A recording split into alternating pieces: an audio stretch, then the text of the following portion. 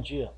Bem, na primeira aula sobre PG, a gente começou a trabalhar alguns conceitos básicos sobre a sua definição, conceituação, sobre a sua classificação e sobre uma pequena introdução a respeito do termo geral. A gente vai fazer uma rápida revisão sobre isso para a gente poder dar continuidade com a matéria. Tá? Então, quando a gente estudou na definição, a gente percebeu que uma PG, progressão geométrica, é uma sequência de números onde cada termo a partir do segundo equivale ao termo anterior multiplicado sempre por um mesmo número fixo que a gente chama de razão. Tá? Essa ideia a gente traduziu através dessa formulazinha aqui, ó, onde cada termo equivale ao anterior multiplicado por um número fixo que a gente chama de razão. Tá? De outra forma, a razão nada mais é do que a divisão entre um termo e o seu anterior. Pelo fato da razão ser o resultado de uma divisão, a gente representa a razão pela letra Q, porque a letra Q é exatamente a primeira letra da palavra quociente. A gente sabe que quociente é o resultado de uma divisão. Tá? Dentro desse modelinho, dessa ideia, olha só nessa PG aqui em cima. Tá? Se eu quisesse calcular, por exemplo, a razão dessa progressão aqui, basta eu pegar dois termos consecutivos quaisquer e dividir um pelo seu anterior. Então eu poderia fazer o que? 100 dividido por 200. Simplificando essa conta, cancela esses dois zeros, fica meio. Então a razão dessa PG é a razão de meio. Cada termo é a metade do seu anterior. Essa é a ideia que a gente começou a desenvolver na última aula. Tá? Logo em seguida, a gente fez uma abordagem também sobre a classificação de uma PG. A gente falou, por exemplo, que a PG, da mesma forma que a PA, ela pode ser classificada em finita ou infinita. Finita é quando você sabe que ela tem um fim, ela sabe onde começa e também onde que ela termina.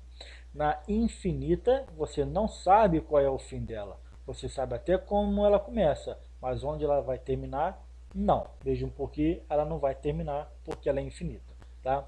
A gente ainda aprendeu que quanto à classificação de crescente ou decrescente, o que vocês precisam saber é aquela ideia intuitiva de PG crescente, são aquelas PGs que os valores vão aumentando gradativamente à medida que você caminha para frente na PG. Então, por exemplo, na PG crescente, a gente poderia observar esse exemplo aqui, ó, 2, 6, 18, 54, onde os valores estão aumentando, subindo, crescendo. Lógico que em contrapartida, decrescente é porque os valores vão diminuindo na sequência, tá? Então observe aqui, por favor, 20, 10, 5, 2,5 e assim por diante. Os valores vão diminuindo gradativamente conforme a gente vai caminhando para frente na sequência, tá? Eu falei com vocês que essas condições técnicas aqui, num primeiro momento, vocês não devem se preocupar. Vocês só têm que se preocupar com a ideia intuitiva do que é uma PG crescente e decrescente. Quando vocês forem se familiarizando com a matéria, aí sim é interessante vocês decorarem essas condições técnicas. Por quê? Porque aí vocês vão estar mais aptos, mais qualificados, mais bem preparados para exercícios mais complexos, mais difíceis. Tá? A gente falou também da PG oscilante, também conhecida como alternante. E eu falei com vocês que o que oscila, o que alterna, é o sinal de cada termo. Tá? Agora, para que o sinal alterne, oscile, a razão dessa PG tem que ser negativa. E aí eu falei com vocês, para a PG oscilante, é interessante vocês decorarem de imediato essa condição, que a condição é a razão tem que ser negativa para que os valores vão trocando de sinal um após o outro. Aqui tem um exemplo, ó, 2 positivo, menos 4 negativo. 8 positivo, menos 16 negativo. 32 positivo, menos 64 negativo. Tá? E vocês têm que saber por que quando é negativo acontece isso. Se você tem um número positivo e multiplica por menos, o resultado é negativo.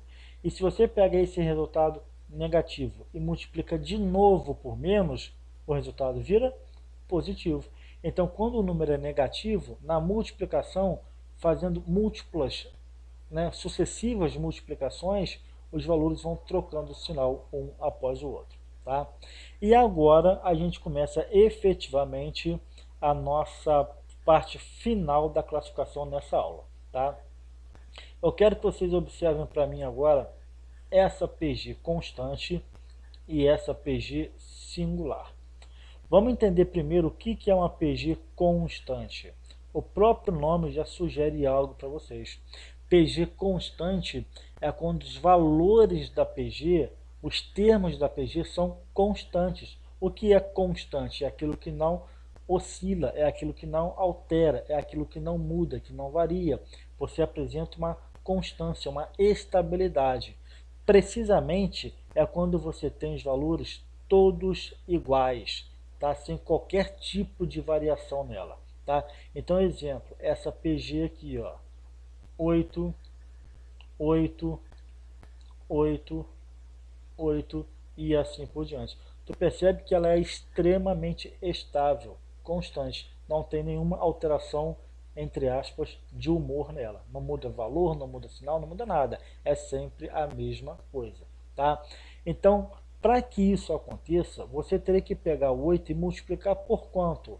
Para dar o próprio 8. Multiplicar por 1. Tá? Se você pega o 8 e multiplica de novo por 1, você chega no próprio 8. Pega ele e multiplica de novo por 1, dá o próprio 8. Então, a condição para que isso aconteça, para que a gente tenha uma PG constante, é que a razão seja 1. Tá? Então, isso aqui vocês têm que saber, porque é relativamente simples. Tá?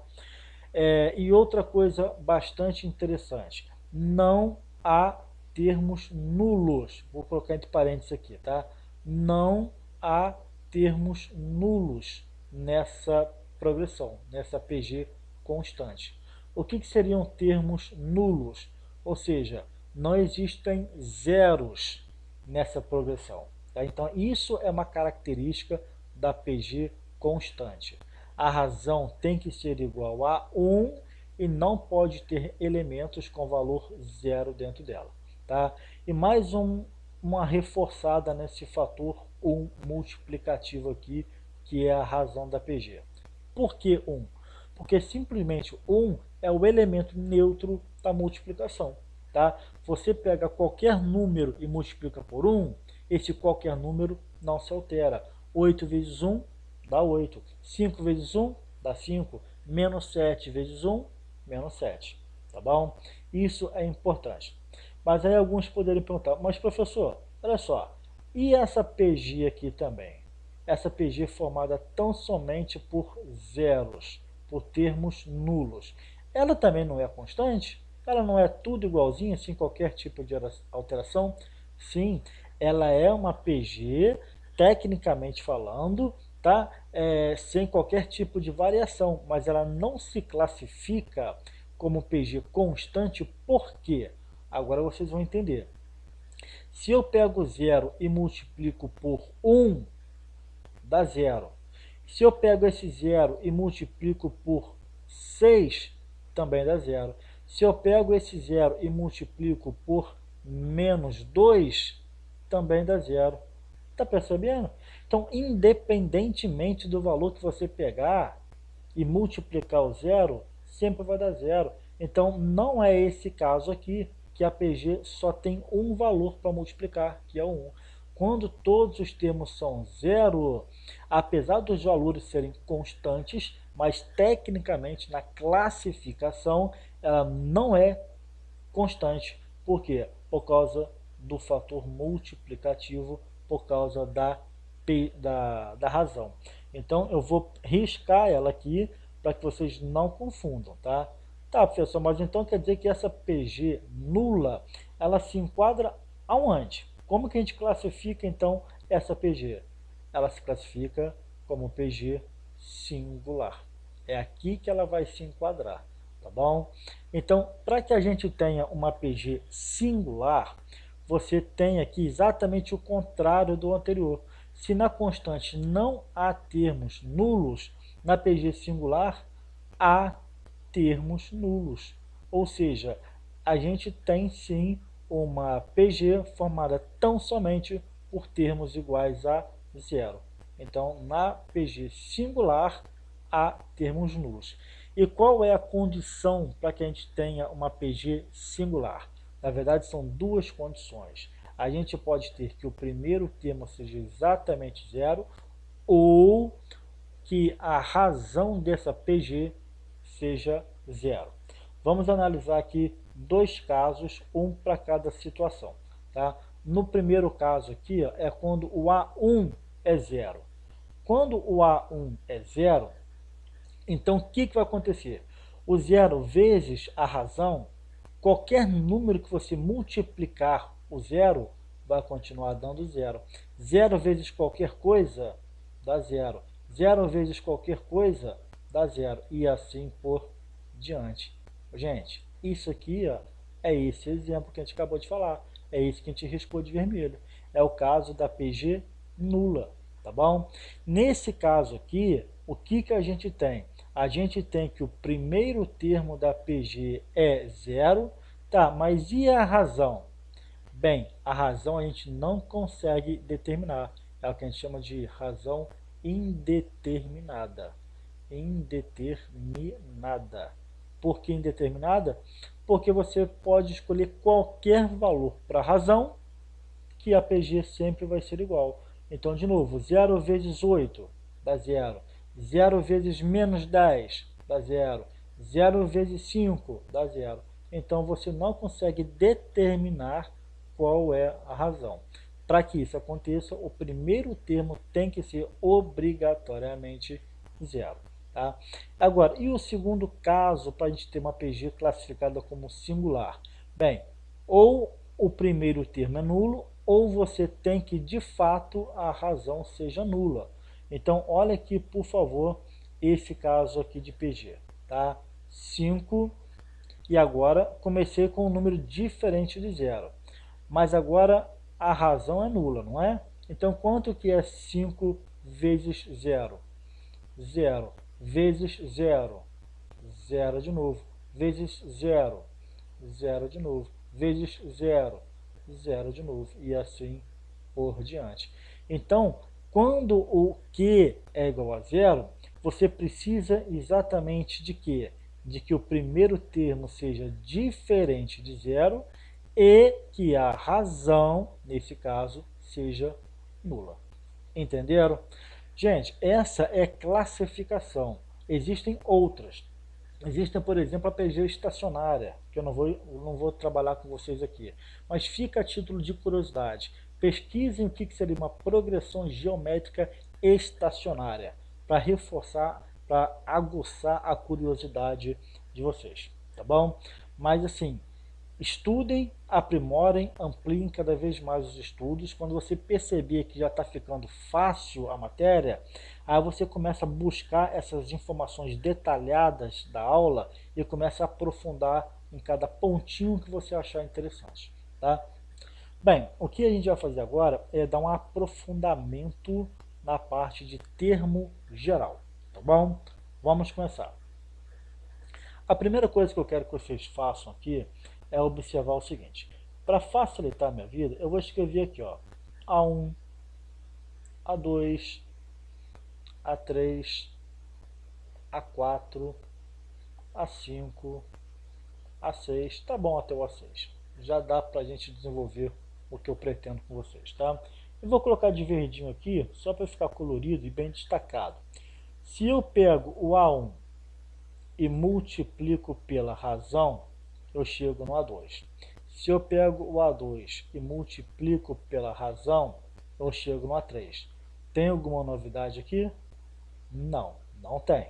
tá? Então, cada termo, se eu multiplicar pela razão, eu chego aonde?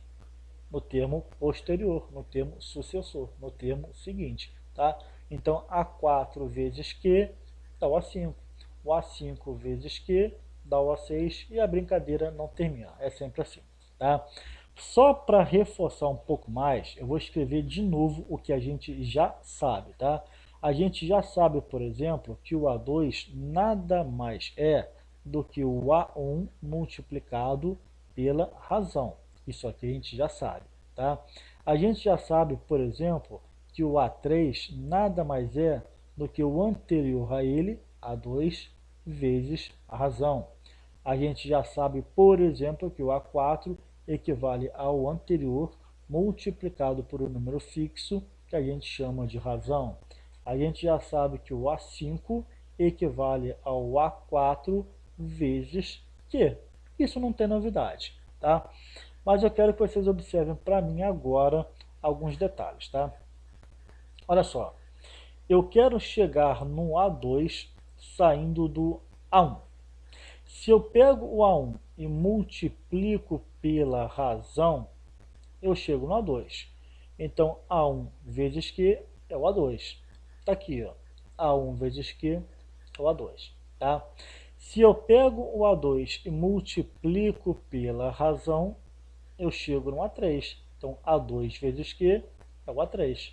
Está aqui, ó. A2 vezes Q é o A3. Tá? Agora, eu poderia chegar no A3 não saindo do A2, não fazendo A2 vezes Q. Eu poderia chegar no A3 saindo do A1. Só que aí, prestem atenção agora, por favor. Olha esse salto, olha a ponte que eu vou criar entre o A1 e o A3. Estão percebendo aqui?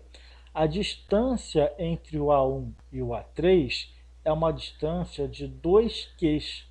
Só que esses 2 Qs estão multiplicando um pelo outro. Então, para eu sair do A1 e dar esse salto e chegar no A3, o que eu tenho que fazer? Pegar o A1 e fazer vezes Q vezes Q. Ou seja, vezes Q elevado ao quadrado, porque isso aqui é multiplicação. Então, A1 vezes Q ao quadrado é o A3. Então, eu poderia escrever o A3 exatamente assim. A1 vezes Q ao quadrado. Perceberam? Vamos ver se vocês entenderam. Tá? Eu vou chegar no A4 saindo do A3. O salto que eu tenho que dar do A3 para o A4 é de apenas um Q, multiplicativo. Então, A3 vezes Q é o A4. Está aqui, ó, A3 vezes Q é o A4. Agora, eu poderia chegar no A4 saindo do A2. Olha o salto que eu vou dar do A2 para chegar no A4. Olha só, eu tenho que passar do A2 para o A4 quantas vezes pela razão Q? 2 vezes. Só que essa razão Q está multiplicando uma pela outra. Então é A2 vezes Q ao quadrado. A2Q ao quadrado é o A4. Então eu poderia escrever o A4 exatamente assim, ó. A2 vezes Q ao quadrado. Mas eu poderia chegar no A4 saindo do A1. O salto do A1 para o A4 é um salto de quantos Q? 3. Só que são 3 Qs multiplicados um pelo outro. Então, quanto que é Q vezes Q vezes Q? Q elevado a 3, que é o cubo. Show de bola. Então, A1 vezes Q ao cubo dá o A4. Então, está aqui, ó. A1 vezes Q ao cubo dá o nosso A4. Estão se dando conta do que a gente pode fazer? Vamos fazer só mais alguns aqui em relação ao A5. Olha só, o A4 vezes Q é o A5. Está aqui, ó. A4 vezes Q é o A5. Mas eu posso escrever a partir do A3. A3 vezes Q ao quadrado dá o A5. Então eu posso escrever A3 vezes Q ao quadrado para ser o A5. Mas eu posso escrever também a partir do A2. Então A2 vezes Q ao cubo dá o A5. Então tá aqui, ó. A2 vezes Q ao cubo. mas eu ainda posso chegar no A5 saindo lá do começo. A1 vezes Q elevado a 4 dá o A5. Então está aqui, ó. A1 vezes Q elevado a 4 dá o A5. Gente, e assim por diante. Eu posso fazer essa brincadeira com qualquer termo que eu quiser. Onde que vocês estão percebendo que a gente está chegando? A gente está escrevendo o seguinte: dá para eu escrever qualquer termo em função de qualquer outro. Então eu posso escrever o A5 a partir do A2, eu posso escrever o A7 a partir do A4, eu posso escrever o A10 a partir do A9, eu posso escrever o A12 a partir do A3, eu posso escrever qualquer coisa em função de qualquer outra coisa. Entenderam essa lógica? Tá? Mas a gente vai comparar agora a questão dos índices. Observem aqui, por favor. Aqui é índice 2 e eu quero escrever ele a partir do índice 1. A diferença entre os índices é o expoente da razão. A gente já viu isso em algum lugar lá na PA, tá bom? Que eu não posso falar que aqui é elevado a 1. O expoente, quando não tem, é porque ele está implícito, ele está escondido, está subentendido. A gente tem aqui que o Q é a mesma coisa do que Q elevado a 1. Então, onde tem Q, eu posso colocar o expoente 1zinho que não altera em nada. Mas você percebe que escrevendo o A2 a partir do A1, eu vou ter que multiplicar por Q elevado a quanto? Elevado à diferença entre os índices. 2 menos 1, 1. Quer ver outro exemplo? Para a gente reforçar? Vou escrever o A3 a partir do A2. Então, quanto que é 3 menos 2? É o expoente da razão. Perceberam? Vou escrever o A3 em função do A1. Então, quanto que é 3 menos 1? 2. Então, como que você vai calcular o expoente da sua razão? Fazendo a diferença dos índices. Então, na PG, a diferença entre os índices é o expoente da razão. Perceberam? Então, olha só. Aqui eu vou escrever o A4 em função do A3. Então, fica 4 menos 3, 1. Vou escrever o A4 em função do A2. Então, pergunto, quanto que é 4 menos 2? 2. Vou escrever o A4 em função do A1. Então, quanto que é 4 menos 1? 3. De novo, na PG, a diferença entre os índices é o expoente da razão. E lá na PA, a diferença entre os índices é a quantidade de razão que eu tenho que adicionar. Na PG, a diferença entre os índices é o expoente da razão que eu tenho que elevar. Entenderam? Você pode criar uma frase, esse mantra, e ficar repetindo a vida inteira, até completar seus 90 anos de idade. Que não pode esquecer isso mais. É uma forma de decorar. Tá bom? Então, olha só. O A5 em função do A4. Então, 5 menos 4, 1. O A5 em função do A3. Quanto que é 5 menos 3? 2. O A5 em função do A2. Quanto que é 5 menos 2? 3. O A5 em função do A1. Quanto que é 5 menos 1? 4. Entenderam? Então, na PG, a diferença entre os índices é o expoente da razão. Show de bola! Então, a gente vai criar uma fórmula geral a partir de agora. Então, como eu já percebi que eu posso escrever um AN a partir de qualquer outra coisa, então vai ser um elemento A, índice N, que ocupa uma posição N, em função de um outro elemento A qualquer, que ocupa uma outra posição P qualquer. Ok. Sempre vezes Q elevado a alguma coisa. Elevado a quem? A diferença entre os índices é o expoente da razão. Entenderam? Então aqui você tem ó, uma fórmula do termo geral da sua PG. Tá? Aqui é o termo geral da PG em função de qualquer outra coisa. Então vou escrever aqui, ó, termo geral de quem? Da PG. Tá. Quem é o termo geral da PG? A índice N. Ok. Em função de quem? Em função de qualquer outro termo, de qualquer outro termo, que outro termo? A índice P. Qualquer outro termo, A índice P. Então é o termo geral A índice N, da PG, escrito em função de qualquer outro termo, A índice P. Entendeu? Essa fórmula aqui, ela é bastante importante. É, para mim, a fórmula mais importante de todas, tá bom?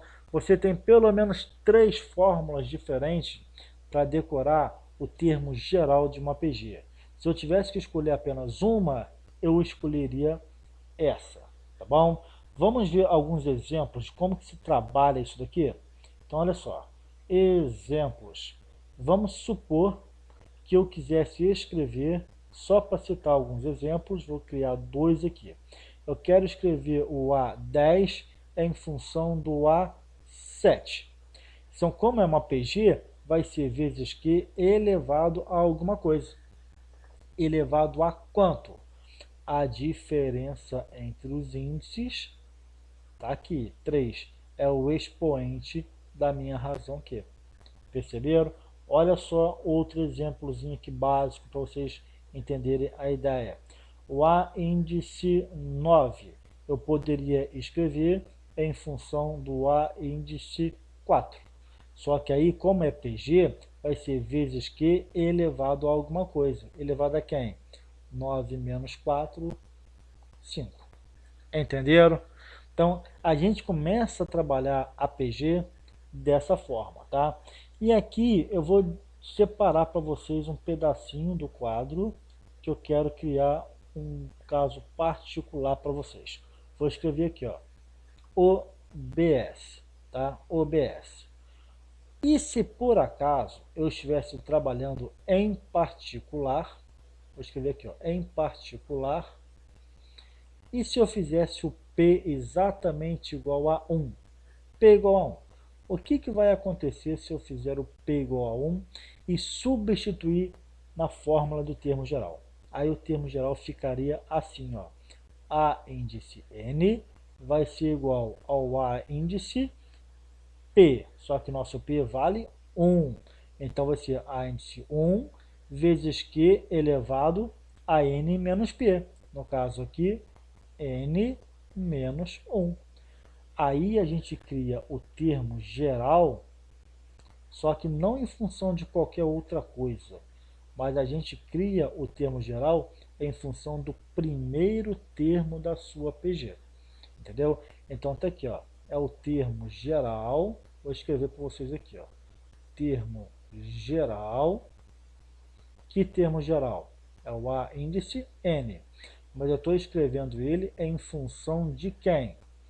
Em função do A índice 1.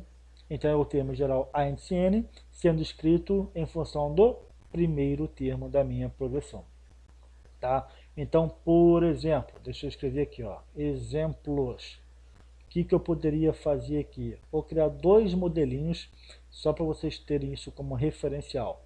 Eu poderia escrever o A índice 7 a partir do A índice 1. Só que aí na PG vai ser vezes Q elevado a alguma coisa. Elevado a quanto? A diferença entre os índices vai ser o meu expoente da razão. Tá? Então, por exemplo, eu poderia escrever o A índice 13. O A índice 13 seria o A índice 1 vezes Q elevado a quanto? 13 menos 1, 12. Estão entendendo? Então você tem aqui agora três fórmulas para o termo geral. A primeira fórmula, que é a mais importante, é essa aqui, é em função de qualquer coisa. A segunda fórmula é o termo geral, mas escrito em função do primeiro termo, tá? E a gente ainda tem, vou voltar aqui o slide, a gente ainda tem o termo geral que a gente aprendeu em função do termo anterior. Vocês se lembram disso aqui? Era o termo geral em função do termo anterior, tá? Que é a forma mais básica, mais simples de começar a estudar PG, tá? Voltando lá para o último slide, que é o momento que a gente está agora. Gente, eu quero que vocês prestem, por favor, atenção agora num detalhe, tá? Vou escrever aqui separado.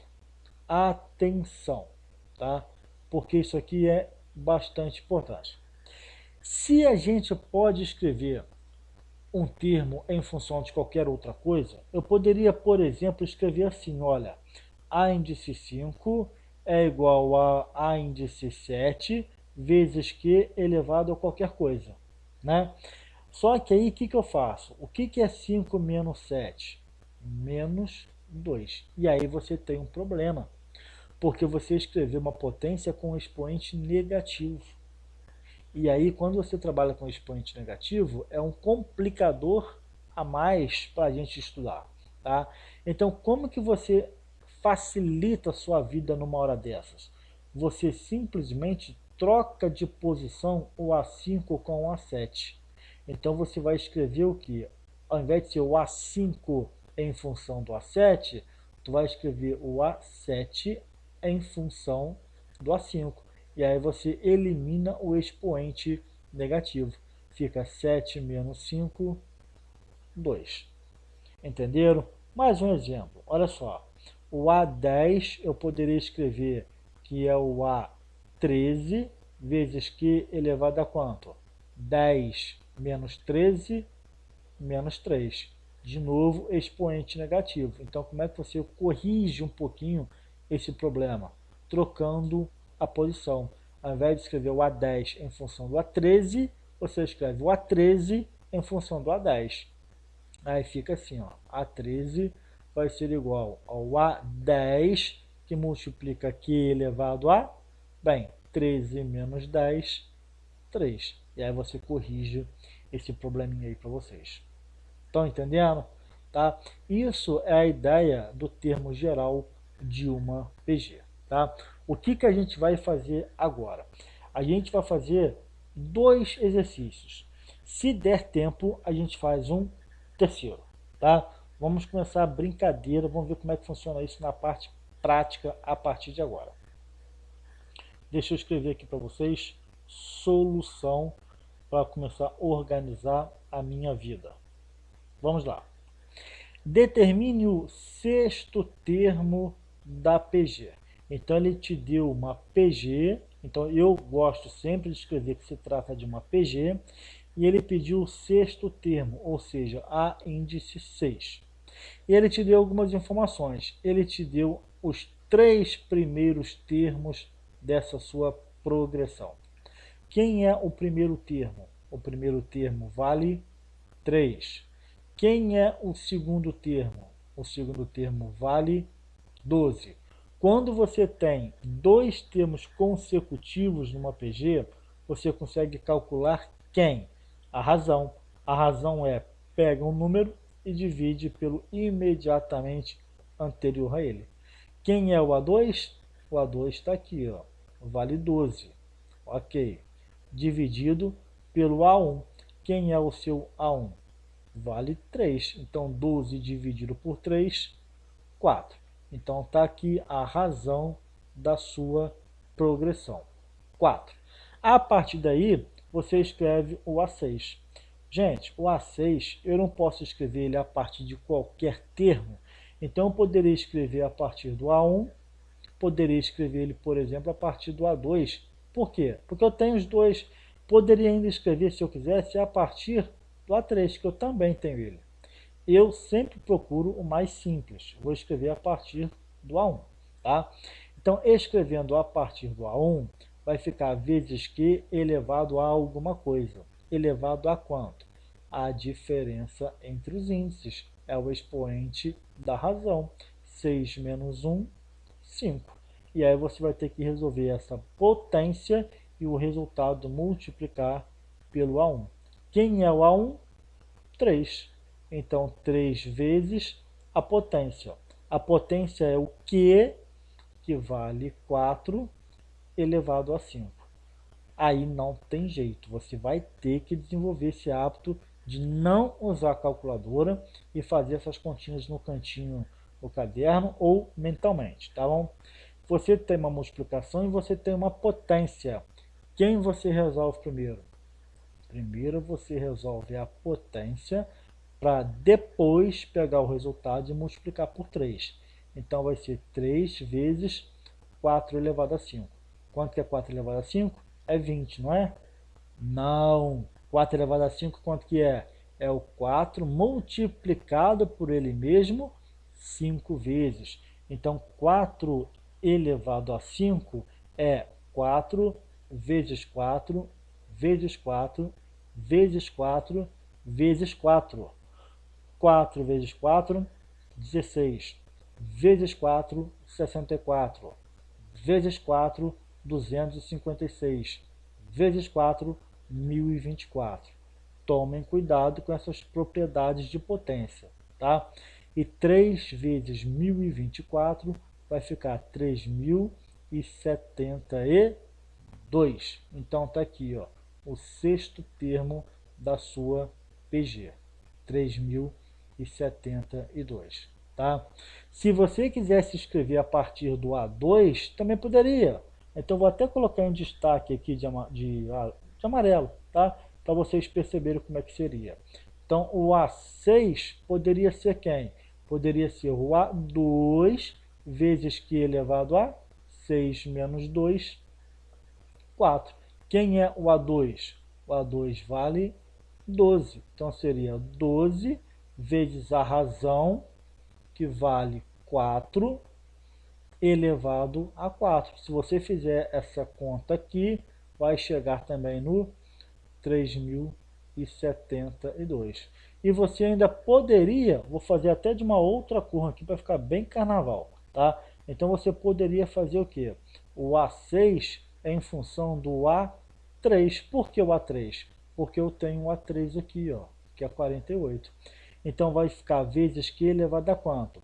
6 menos 3, 3. Então ficaria o A3, que vale 48, vezes a razão, que vale 4, vezes 4 elevado a 3. Se você fizer essa continha, também vai chegar no 3072, tá bom? É assim que funciona. Estão percebendo que muita potência, muita multiplicação. Então, assim, as operações elas são mais intensas. Então, tem que dominar essas propriedades de potência, de raiz, de multiplicar, dividir. É assim que funciona, tá? Questão número 2. Questão número 2. Vamos resolver. Vou escrever aqui, ó, solução. Ok. Olha só, gente. Determine o número de termos dessa progressão geométrica aqui, ó. Então, normalmente, a gente já sabe que é uma PG, né? Que ele te falou. Normalmente, a gente representa o número de termos por qual letra? Isso, pela letra N, tá? E aí ele te deu alguns dados, ó. Esse 2 aqui é o primeiro termo. Deixa eu registrar. A1 é igual a 2. Ele te deu esse 6 aqui, que é o segundo termo. Tá aqui, ó. A2 igual a 6. Quando você tem dois termos consecutivos, você já de imediato descobre a razão. Como é que se calcula a razão? Basta pegar um termo e dividir pelo imediatamente anterior a ele. Então ficaria o A2, que é 6, dividido pelo A1, que vale 2. Então pergunto, quanto que é 6 dividido por 2? 3. Então tá aqui, ó, a razão da sua PG é exatamente igual a 3. E ele te deu esse termo aqui. Esse termo é um termo da sequência, óbvio, tanto que ele está desenhado na sequência. Então quer dizer que ele é um elemento A que ocupa uma posição N qualquer.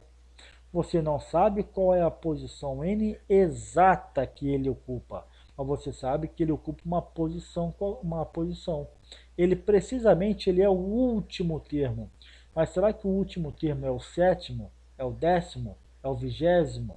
Você não sabe qual é a posição cravada que esse N ocupa. Então você sabe que existe um elemento A que ocupa uma posição N qualquer, que no caso é a última posição, e vale exatamente 1458. Então tu percebe que esse N ele serve tanto para te indicar uma quantidade de termos que você tem, concorda comigo? Tá? Mas também ele te serve para indicar a posição de um determinado elemento na sequência. Tá? E aí, gente, preste atenção, por favor. Se você tem o termo geral, você pode escrever ele, por exemplo, em função do A2, tu pode escrever, por exemplo, em função do A1, aí é meramente uma questão sua de escolha. Então, eu particularmente, eu sempre vou buscar escrever a partir do A1. Por quê? É simplesmente o primeiro termo de uma sequência, tá? Então vai ser A1 que multiplica Q elevado a quem? A diferença entre os índices é o expoente da minha razão. N menos 1, N menos 1. Isso aqui é aquela fórmula, né, do termo geral em função do primeiro termo. Tá? E aí você sai substituindo os valores. Quem é o seu AN? Está aqui, ó, 1458. 1458. Igual. Quem é o seu A1? Está aqui, ó. A1 vale 2. Vezes a razão. Quanto que vale a razão? Está aqui, ó. A razão vale 3. 3 elevado a quanto? 3 elevado a N menos 1. E aí a gente vai ter que resolver essa continha aqui. Observe o seguinte, esse 2 está multiplicando essa potência aqui. Então, para eu deixar essa potência quietinha, isolada do lado direito dessa igualdade, o que eu posso fazer? Eu pego esse 2 que está multiplicando e jogo ele para o lado esquerdo através da operação inversa da multiplicação, que é a divisão. Então, aqui vai ficar 1458 dividido por 2. Então, 1458 dividido por 2. E o que sobrou do lado direito da minha igualdade? Essa potência aqui, ó, 3 elevado a N menos 1. Tá? E quanto que é 1458 dividido por 2? Vai dar 729. Fazendo a continha, esse dividido por esse, 729. 729 vai ser igual a 3 elevado a N menos 1. Tu vai observar agora que a gente tem uma equação exponencial aprendida lá no primeiro ano do ensino médio. Como assim? Não entendi. O que é isso? Gente, o que é uma equação?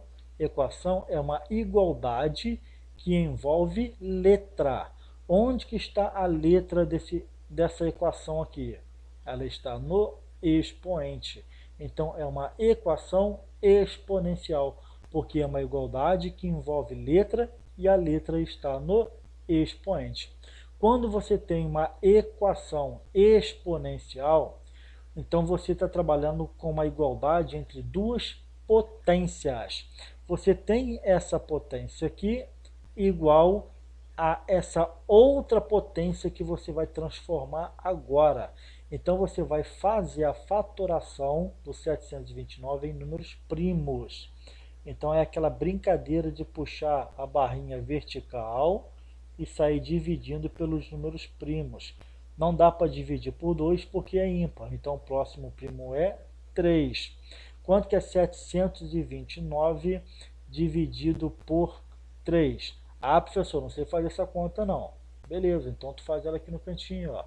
729 dividido por 3.